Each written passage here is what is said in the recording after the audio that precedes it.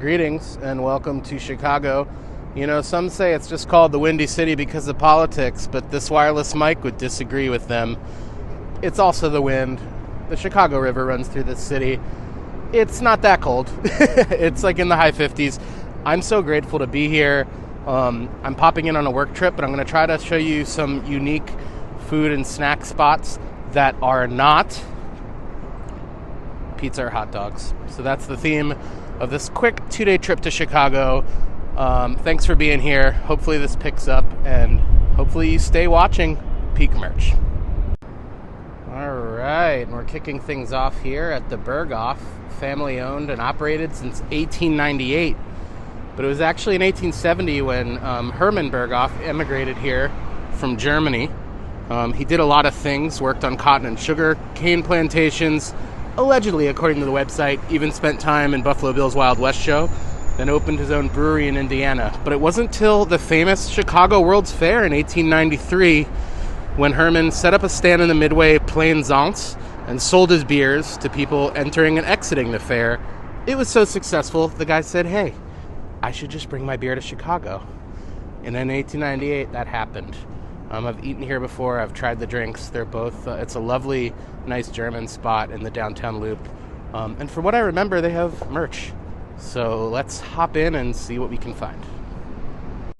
And there's a really well-maintained plaque in the entryway right before you get seated, talking all about the World's Fair in 1893 and the sort of history of Berghoff there. So, yeah, that's pretty nifty, too. What a cool spot. Worth stopping in if you're in town, for sure. And yeah, we definitely have a nice merch spread right when you walk in. So there's the Berghoff restaurant, actually 1898 logo. A bunch of glassware. So this is for Adam Street Brewery, owned by the same family. And next door, then these kind of classic Berghoff steins you can get, as well as the Berghoff Pub glass as well. Some nice knits here. Some Berghoff knits. And then some shirts as well, both of Berghoff and Adam Street. But I'm really into these stickers right here. Pretty incredible. And then if you look here, there's actually a Berghoff collectible coin set too. I have a feeling that might be the piece de resistance here. So yeah, let's see. Essentially, Berghoff used to have an old world system of with their relationship between the servers and the restaurant. Okay. So the servers had this like coin system where they would purchase the food from the restaurant. They were almost like an independent contractor. Got it. So this instead is of like an having cash employee on them all the stipend, time- essentially. I'm not sure exactly, but more like they didn't have cash on them all the time. So like they would put this in to buy the food from the restaurant. It was like this old kind of coin system. So Cool. And they're both different, too, I noticed. yeah. So each are unique. Yeah. All right. It's got a little history on there in the back. I love it. Thank you. And yeah, I'm not going to stay in here long because folks are eating, but there's these incredible frescoes, these incredible murals all over the wood-paneled dining room. There's the World's Fair itself. This is such a cool spot if you're an amusement or a theme park ephemera nerd like I am. It's just so classic, but also so beautifully maintained. So yeah, let's pick up those coins and get out of here. And of course, just as I'm talking trash about the utility of a windscreen, I lose my windscreen. 4-pack of windscreens coming in the mail. But we're here at the Palmer House, obviously. These iconic peacock doors, still intact, now accompanied by Lighthouse. But this is where the brownie was invented. I talked about it all in my Chicago blog last year, but I want to hop into the cafe and see if there's any new merch real quick, and then we'll keep moving. So yeah, let's see what we can find. I make time to come here to the Palmer House every time I'm in Chicago because this main lobby, just the roof alone, is incredible. I mean, you can just sit in here, get a drink at the lobby bar, and stare at this stuff for hours. It's really incredible. And I'm a fan. So yeah, they also, the brownie was allegedly invented by Mrs. Palmer back in the day. I think I might have to go around to the cafe. And her recipe was shared in the Sears Roebuck catalog, at which point the traditional brownie, as it's known, became a household thing. So I'm just gonna head in real quick and see what they have. Oh, bummer. It said that the Express was open till 10 tonight, but that may not be the case. Let's see. So there's my disappointment. Then I guess you can walk around. Maybe just the main entrance is closed. Oh, they're still open. Okay, great.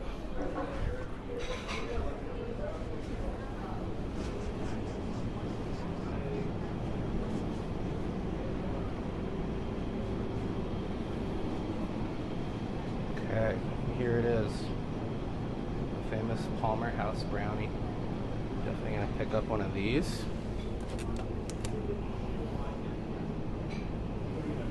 Not for people with a nut allergy. We've also got some Palmer House beanies with the peacock door logo. Let me get a better look. Some beanies. There's like a box of truffles as well. 2 boxes of truffles. And a cap for $40 with the peacock doors. So, yeah, we found the merch after all. Alright, I'm gonna get a brownie and keep moving. And a few more things here, but I think this is everything we saw last time we were in town. But yeah, I mean, time before that we didn't have any merch, so I consider that to be progress. We've also got some ornaments.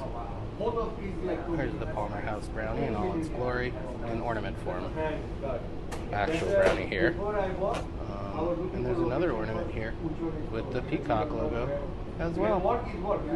So pretty cool. Alright, let's get out of here for real. And good morning from day 2, still without a windscreen, here at Lou Mitchell's Diner, known as the birthplace of breakfast, where the eggs and skillet originated. This opened in 1923, meaning it's over 100 years old, and they really pride themselves in making everything from scratch, as you can see from the marquee. Now, they used to give out milk duds and little donuts when you walked in, but what's really cool about Lou's is it sits right at the start of Route 66. So it's not strictly Route 66 themed, but kind of the claim to fame. After Route 66 opened, it really became an iconic stop for people who are starting on their journey. I'm hungry. It's 6 a.m. and I want some corned beef hash if we can get it. So we'll see if we can find some merch too, obviously. Let's head inside. Lou's claims to have the world's finest coffee, and I don't disagree. I drink coffee black, always, as a mark of quality. When I'm staying at a Hampton Inn or like a roadside place and it's just sitting in the lobby, I'll drink with some cream maybe, but this is good black, so that's my metric. Also, it looks like the little donuts they serve are back, almost like a beignet style situation with a little orange. So I wanted to get the corned beef hash. It's served out of a can, which doesn't mean it's bad, but they are known for their pancakes here, so I'm thinking about getting those. And there it is, the mighty corned beef hash. It is from a can, but sometimes that's all you need. Lou's also famous for their pancakes, these nice fluffy babies. They call them their melt-away pancakes. I'm going to dig in. I got a little bit of both. I got some rye toast. Shout out to the rye toast mobile. And yeah, I'll see you on the other side. And yes, we do have merch confirmed. They actually still have some of the 100th anniversary merch. So that's what the shirt says on the back, where the road begins. And then you get the Lou Mitchell's logo there on the front as well. And then they also have some sort of placards for the anniversary. 100 years of the world's finest coffee. And some Route 66 mugs back there as well. It also looks like they sell jars of orange marmalade. I did not check a bag, so I won't be grabbing one of those. But yeah, lots of nice variety here all around. And we've also got some coffee and cookbooks as well. So yeah, tons of options. I think I might see some hats hiding there, but I'll have to look. I'll ask on the way out. And this is our haul. We've got a Route 66 magnet, the shirts for the 100th anniversary, and this turns out is the mug, just the box for the mug. So yeah, nice haul, good breakfast, and we're on our way. And you know, I'm in a 7-Eleven around the corner from my hotel, and just goes to show you that merch is everywhere if you know where to look. This is Chicago exclusive 7-Eleven merch. Never seen anything like this. If you have any regional 7-Eleven merch, you let me know. We've also got some 7-Eleven ornaments here. Big Bite, the pizza slice. And look at this. Some Chicago 7-Eleven hats as well, including this nifty trucker. Never seen anything like this. Kind of blowing my mind. Is 7-Eleven from Chicago? I don't know. If you've seen any local 7-Eleven merch, leave a comment down below. Just a reminder, it's everywhere if you know where to look. And we've arrived at the Ferrara Pan Candy Company. I'm going to be real quick because Donnell, the security lead, was kind enough to let me in the shipping area so we could see this sign. But real quick, you know, you've seen Ferrara a lot at bakeries. There's a famous Ferrara bakery in the LES. There's a Ferrara bakery in Chicago. It's the same family. Salvatore Ferrara emigrated to New York in 1900, opened a bakery in Little Italy in 1908, and he sold candy-coated almonds. He called them confetti, but they're basically Jordan almonds, and they were more popular than the baked goods pretty soon. So he started making candy. The pan in Ferrara Pan is because it was literally cooked in a pan. It was cooked in a kettle, and here we are. This is the manufacturer of Red Hots, as you can see, of Jawbreakers, Lemonheads, Boston Baked Beans, and this is where it gets confusing. In 2012, Ferrara Pan merged with Farley's and Sathers, the candy company behind, Brock's, Chuckles, Juji Fruits, Now and Later's. And then in 2017, the Ferraro group, so Ferraro, Italian company behind Ferrero Rocher, Kinder, all that stuff, acquired both of them. They also acquired Nestle and then gave the production of Nestle and the shipping of Nestle over to Ferrara Pan. So that's a long way of saying this is a huge international acquisition. There's a lot going on, but I don't know if you can see it. There's a Sweet Tarts and Brock's truck that's pretty sick. And yeah, we're happy to be here. I don't think there's going to be much merch. There is a factory store that just sells cheap candy. But hey, it was on the way to the airport. I like to take you guys places where nobody else is going. And again, shout out to Donnell for letting me in here. And these are the front of the offices. There's no factory tour. There's nothing really to speak of. There is a Ferraro Candy outlet store that's fairly small and innocuous. It's right here. I also believe it's cash only, cash or checks. Oh no, I see a sign, they take cards now. Well, that's good. They take cards now. Yeah, let's head inside, see what we got. Yeah, so it's pretty Spartan here. It's just candy, but it's really nice, and everything's cheaper because they make it here. This is where the factory is, so everything on this wall is like $1 to $3. And again, you have a lot of the old Farley product lines that were part of the acquisition, such as Brock's, you know, and Nerds, and the Ferrara Pan stuff. The classics are closer to the counter. But if you're a candy freak and you're passing through Chicago, there's no reason why you should be going to pay those movie theater prices or even those pharmacy prices when you can just stop over here and get what you need instead. I see some new things, I think, that we're gonna try as well. These appear new. Well, they say new. Let's try a bag of those. Let's see what else. I mean, chewy Spree. You don't have to twist my arm. Love Spree. That used to be the movie theater candy I would get with my brother when we would see movies. A lot of Trolli. I forgot that they make Trolli too. Laffy Taffy. People either love or hate Laffy Taffy. Sort of a divisive candy. And it sticks to the wrapper, but that's half the fun. So, multi-packs of Fun Dip. I've never seen that before. A lot more Nerds gummy clusters coming out. limited edition game day gummy clusters down there. Of course, the Trolley peach rings are great. Probably gonna have to pick up a bag of those as well.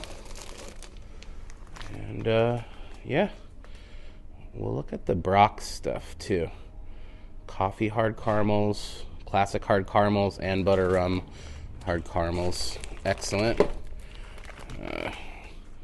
Glad we always leave space in your in your luggage. Lemonhead ropes. Never seen such a thing. All right. Guess that's coming home too. Whoops. And yeah, right by the counter we got all the good stuff.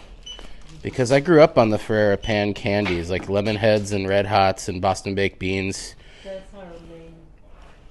Yeah, you don't see them everywhere anymore. I know they're older. Because they're older. But when I was a kid, they were everywhere. Yeah. So I definitely got to pick up some of those too.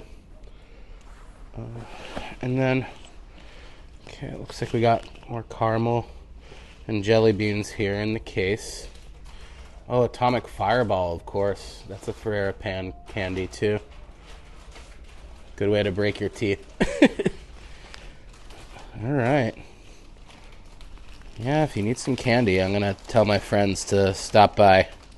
Thanks so much. The fact that they even feel like they have to post this is so funny to me. And I'm not mad about it, but, you know, missed branding opportunity, missed marketing opportunity, if I say so myself. So, and here we are at O'Hare. I will say Ferrero Pan was pretty Spartan. It was cool to see some new flavors. But, you know, you see these, like, Hershey stores in Times Square and in Hershey, PA. You see how well merchandised the candy ecosystem is. Even, like, Bachman's, they make those, like, mallow cream cups. They have a plush at the factory store in PA. No Lemonhead merch. A pin, an enamel pin with the Lemonhead himself. How cool would that be? So I think it's a missed opportunity. But I got, like, a boatload of candy for $12, so... We're dining this weekend, friends. But here I am in O'Hare. You know, another place that doesn't really have merch but is worth stopping is the incredible Garrett popcorn. They're all over the city, but there's 2 in O'Hare. I think they're both in Terminal 1. And I make a point of bringing some of this home every time I come. The Chicago mix is the way to go. That's the cheddar caramel. But they really pioneered that flavor dichotomy. And you can get cheddar caramel popcorn anywhere, but I think caramel, whatever you call it. But I really do think Garrett's does it best, and I will stand Garrett's. And I've had much bougier ones. Garrett's is so beloved, in fact, that... Look at this. Benny the Bull. Yeah, he's eating popcorn. He knows the deal. They're welcoming to Chicago as I'm leaving Chicago. But, yeah, I think the Garrett's is right around the corner. So let's head there. And here we are, Garrett's. Love it. They don't really have merch here either, but they do have sort of commemorative tins. So you can see the White Sox and the Blackhawks tins, Bears, probably a Cubs tin around here somewhere. The souvenir tins are nice, and as you can see, they come in all sorts of sizes. But I think the way to go is just get one of these like weird, greasy wax bags. They also brought Frango chocolate, which has a whole history of itself, the chocolate mints, but that's also a Chicago staple. So yeah, you can see some of the different flavors here, but I just go with the classic Chicago mix, because if it ain't broke, don't fix it, right? All right, we'll get some for now and some for home. That's always the play. And as is the case with most airports, you sort of have a microcosm of some of the city's famous locations and their gift shops. So this is the Field Museum Outpost in Terminal 1, where you can get dinosaur merch, and there's Sue right there, the famous Sue. But they've really like leaned into the T-Rex branding for our friend Sue there. There's a cool baby onesie, and lots of Sue adjacent stuff. We've also got some sort of generic, there's a Sue hoodie. Kind of looks like a Nike logo, doesn't it? But it's Sue. That's pretty cool. From the Field. And then some sort of, classic Chicago merch. There's the flag, the Illinois flag. Some lip balm, hand sanitizer, all the same logo. But here's where you get into the Field specific stuff, which is what we're all about. Very nice, elegant logo. Some really good stuff here from the field. So I like this ornament a lot too, actually. And they even have lapel pins, which, you know, if you've been a friend of the channel, are definitely my favorite. It's been sort of thinking, some vloggers have been talking about not getting the merch until you go to the thing. I haven't actually been to the field. I know it's sort of an iconic Chicago institution, so I definitely got to go back on my next trip. I'll be back here in April for our conference, and you know, maybe when I do, I'll go see Sue, also known as Murder Bird. Coke Zero acquired, and I'm looking for more presents. Vosges, French chocolatier from Chicago, according to National Geographic, is the best chocolatier in the world. They've got a really nice Valentine's Day spread with an assortment of really fancy bougie truffles, but I just want to get a taste of something here. I don't know, what do you think? I think the blood orange caramels look pretty good, so maybe we'll just go with those. But just to give you an idea of some of the things that they have, there's a really nice variety, and the boxes are really beautiful too, if you really want to splurge. We certainly don't need any more chocolate in my household, but yeah, I'm going to pick up some caramels. Well, that's going to do it for our trip to Chicago. I think we saw some other places. No, we didn't go to Portillo's, you know. We didn't go to Luminati's. We didn't go to Giordano's. We didn't go to Pequod's. So no hot dog or deep dish presents, but I wanted to cover some other spots and sort of unique places walking around where I was, what interested me. I think what's also kind of fascinating is, like, the family-run places, like Berghoff's, had way better merch, you know? Or even the Palmer House had a little weaker of a show because it's a Hilton property. Then you get to Ferrara Pan, it's a subsidiary, or like a subsidiary of a subsidiary. And there's no presence at all, no fan engagement, no real fun to be had, which is a bit of a disconnect culturally. You saw the signs. But by and large, that's what's so interesting to me about Chicago. Yeah, there's billboards for big businesses, but there's also a lot more kitsch and a lot more fun and goofy stuff. And family businesses have a presence here, and smaller regional franchises have a presence here. And I tend to find those are the places that really care more about their merch and about appealing to the fans. I mean, I'm wearing a B&H Dairy hat. If you know, you know, you know. But, yeah, I want to do more of these sort of little asides and put my own thoughts and brain and face into these in the new year. So let me know if you like this. We tried some new things on this vlog. We'll be mixing it up. Again, we won't be traveling every week, but I think putting a little bit more of my personality and my thoughts and editorializing in here and taking you to more cool places that we have access to now is going to be the play in the new year. So yeah, if you've made it this far, thanks for watching. I've been Jess, you've been patient, and you've just watched Peak Merch. See you later.